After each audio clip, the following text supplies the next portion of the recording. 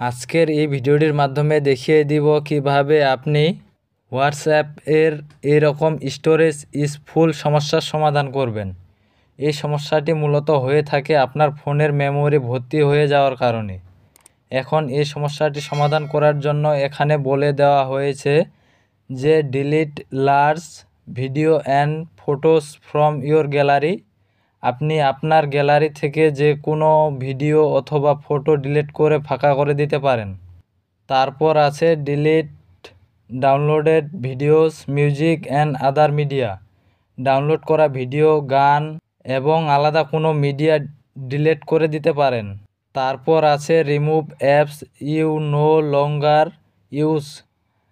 আপনি যেই অ্যাপসগুলো ব্যবহার করেন না সেগুলো ডিলিট অথবা আনইনস্টল করে দিতে পারেন। আমি এখন আমার ফোনের কিছু অ্যাপ আনইনস্টল করে দিব। আপনারা চাইলে আপনার ফোনের ফটো ভিডিও ডিলিট করে দিতে পারেন।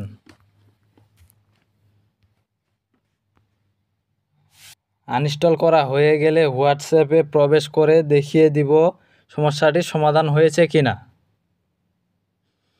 এই যে দেখুন, সমস্যাটি সমাধান হয়ে গেছে। এভাবে আপনারা সমস্যাটি খুব সহজে সমাধান করে দিতে পারবেন।